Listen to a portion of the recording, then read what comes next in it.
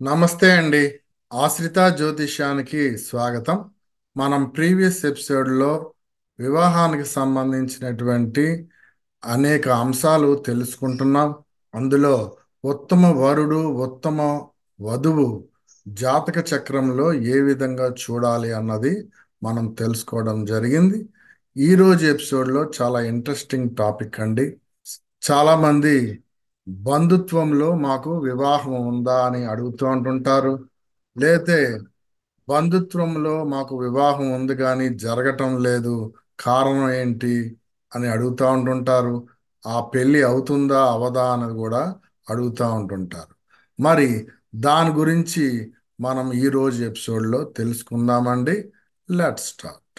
So బంధుత్వంలో వివాహాలంటే సాధారణంగా మేనరిక వివాహాలు ఉంటాయండి.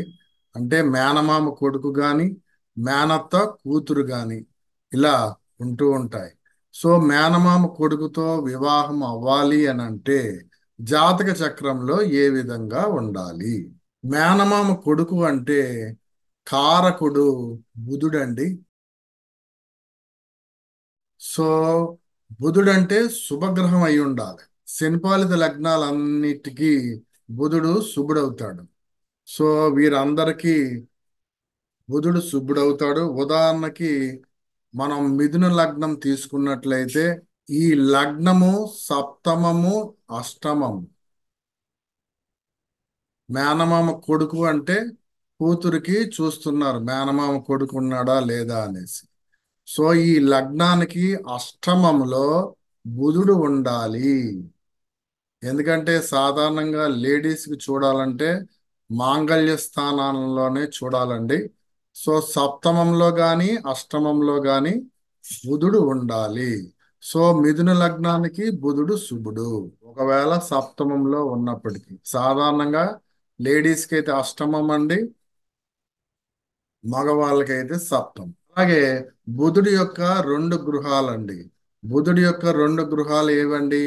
ఒకటి మిథునము, రెండు కన్య.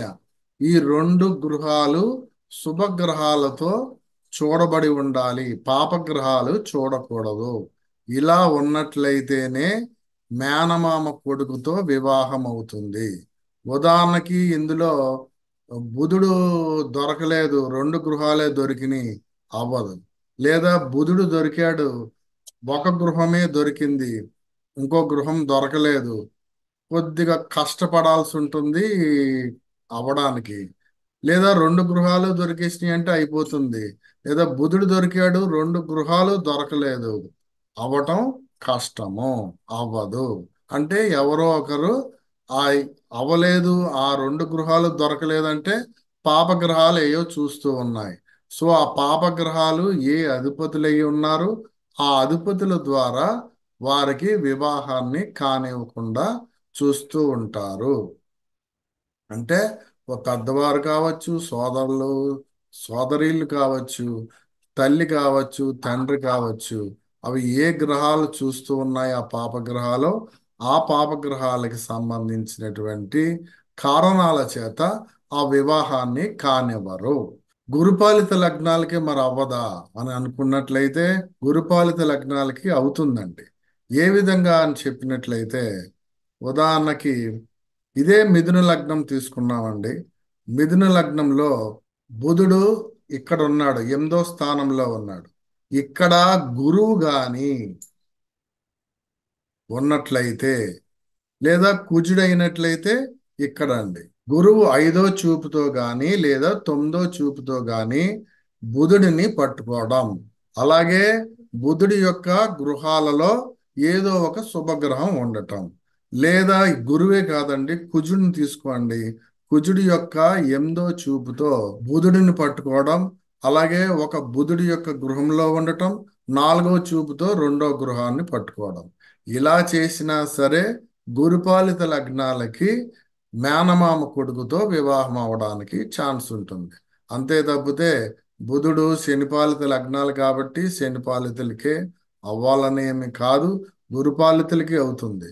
గురుపాలితులకి అవ్వాలంటే గురువు గాని కుజుడు గాని పక్క చూపులతో ఆ బుధుడిని పట్టుకోవలసి ఉంటుంది. అంతే తప్పితే ఇలా స్ట్రైట్ గా గురువు గాని కుజుడు గాని ఉండకూడదు. అప్పుడు గ్రహయుద్ధం అవుతుంది. అంటే ఆ మేనమామ కొడుకుతో ఏ విధమైనటువంటి వివాహం జరగదు.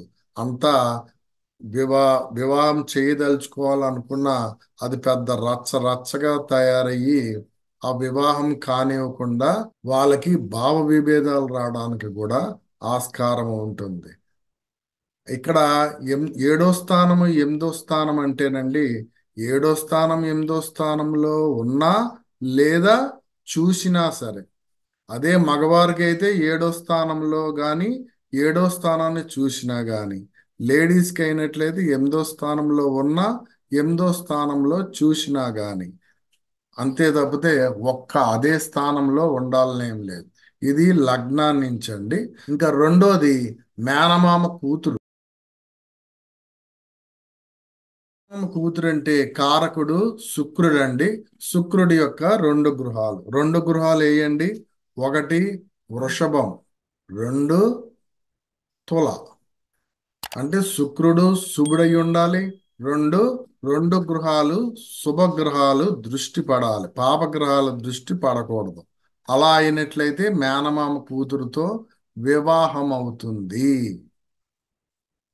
అంతే తప్పితే రెండు గృహాలు పోయినాయి, ఒక శుక్రుడే మిగిలాడు, అవ్వదు. లేదా రెండు గృహాలు దొరికినాయి, శుక్రుడు దొరకలేదు, అవ్వదు. శుక్రుడు ఒక గృహం దొరికిందంటే కొద్దిగా ప్రయత్నం చేసినట్లయితే కొద్దిగా అవడానికి ఛాన్సెస్ ఉంటాయి. రెండు గృహాలు అయితే ఇంకా గన్ షాట్, ఎవరు చూసుకోవలసిన అవసరం లేదు, పక్కాగా అయిపోతుంది. ఇది ఉదాహరణకి గురుపాలిత లగ్నాలే నేను తీసుకున్నానండి. మేష లగ్నం తీసుకున్నామండి. మేష లగ్నానికి ఇక్కడ శుక్రుడు ఉన్నాడు. అది శుక్రుడు ఎక్కడన్నా ఉండొచ్చండి, లగ్నంలో అయినా ఉండొచ్చండి, ఎక్కడైనా ఉండొచ్చు. శుక్రుడు ఏడో భావంలోనే ఉండాలని ఏమీ లేదు. సో ఒక గృహము ఇది. దాని మేష లగ్నానికి శుక్రుడు పాపి అవుతాడు. మనకి శుభుడై ఉండాలి. అప్పుడు ఏం చేయాలండి? గురువు గురువు శుక్రుడి యొక్క రెండు గృహాలని బంధించి ఉన్నాడు. ఇంకో గృహంలో కుజుడు ఉన్నాడు. అప్పుడు ఏమైపోతుంది? మేనత్త కూతురు గన్ షాట్ గా దొరుకుతుంది. అంటే ఒకవేళ ఈ అబ్బాయి జాతకంలో ఈ విధంగా ఉన్నట్లయితే మేనత్తకి కూతురు పుడుతుంది. అది గన్ షాట్. సో మేనత్త కూతురుతో వివాహం అవుతుంది. ఇందులో ఏ తేడా ఉండదు. ఎవరు ఏం అడ్డొచ్చినా అది అయిపోతుంది. ఒకవేళ ఇక్కడ రెండో విషయం అండి, ఈ గ్రహాల యొక్క దశలు అవ్వకూడదు. దశలు అవ్వకూడదు. మరలా ఈ గ్రహాలు సప్తమంలో ఉండటం గాని సప్తమాన్ని చూడటం గాని జరగాలి. అలాగే కారకుడు శుభుడైతే ఓకే. కారకుడు శుభుడు కాకపోతే శుభగ్రహాలు పక్క దృష్టితో ఆ గ్రహాన్ని చూడాల్సి ఉంటుంది. సాధారణంగా శని పాలితులకి బుధుడు శుక్రుడు శుభుడవుతారు. గురు పాలితులు అయినట్లయితే ఇలా సైడ్ లుక్కుల్లో గురుడు గాని కుజుడు గాని చూడాలి. అంతేగాని ఎదురెదురు దృష్టి గాని పక్క పక్కన ఉండటం గాని చేసినట్లయితే ఇద్దరికి క్వారలింగ్ అన్నది ఏర్పడుతుంది. దానివల్ల రచ్చ రచ్చ జరుగుతూ ఉంటుంది. ఆ విషయం వచ్చినప్పుడల్లా బంధుత్వంలో అనేక రకములైనటువంటి భావ విభేదాలు రావడానికి ఆస్కారం ఉంటుంది. ఇదే శనిపాలిత లగ్నాలు అనుకోండి. శనిపాలిత లగ్నాలు అయితే ఏమంటుందండి? వృషభ లగ్నం తీసుకున్నామండి. ఈ లగ్నంలోనే శుక్రుడు ఉన్నాడు. సో లగ్నంలోనే శుక్రుడు ఉంటే ఏమైందండి? ఒక శుక్రుడి యొక్క గృహము, నెక్స్ట్ శుక్రుడు ఎలాగూ శుభుడే. అంటే ఈ శుక్రుడిని ఏ పాపగ్రహాలు చూడకూడదు. అంటే సప్తమంలోనే ఉండాల్సిన అవసరం లేదు, సప్తమాన్ని చూడవచ్చును. అంటే ఈ శుక్రుడు సప్తమాన్ని చూస్తూ ఉన్నాడు. అలాగే శుక్రుడి యొక్క ఒక గృహం కూడా దొరికింది. ఇక్కడ ఏ బుధుడో గాని శనీశ్వరుడో గాని ఎవరో ఒకళ్ళు ఉన్నారనుకుందాం. అప్పుడు మేనత్త కూతురు లభిస్తుంది. సో ఈ ప్లేసెస్ లో పాపగ్రహాలు చూడకూడదు. పాపగ్రహాలు చూస్తే వారికి బంధుత్వంలో కొన్ని అపశృతులు ఏర్పడడానికి లేదా వారే కారణం అవడానికి, పెళ్లి కాకుండా జరగడానికి కారణం అవుతూ ఉంటాయి. అలాగే వీటి యొక్క దశలు అవ్వకూడదు. సాధారణంగా మేనరిక వివాహాలే ఎక్కువగా అవడానికి ఆస్కారం ఉంటుందండి. ఇంకా రెండో విషయం ఏంటంటే అండి, అక్క కూతురు ఇది చాలా తక్కువ అండి.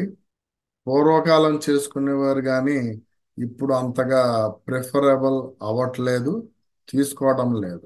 జరుగుతూ ఉన్నాయి కానీ చాలా తక్కువగా జరగటం అండి అక్క కూతురు అంటే. జెనెటికల్ ప్రాబ్లమ్స్ ఇటువంటివి వస్తున్నాయి. ఈ అక్క కూతురు అయితేనండి కారకుడు కుజుడండి. అలాగే రెండు గృహాలు. ఉదాహరణకి మేష లగ్నమే తీసుకున్నామండి. ఈ లగ్నంలో కుజుడు ఉన్నాడు. సో ఏడో భావాన్ని కుజుడు చూస్తూ ఉన్నాడు. ఏడో భావమే కాదు, ఎనిమిదో భావాన్ని కూడా చూస్తూ ఉంటాడు. కుజుడి యొక్క ఒక గృహము మేషము,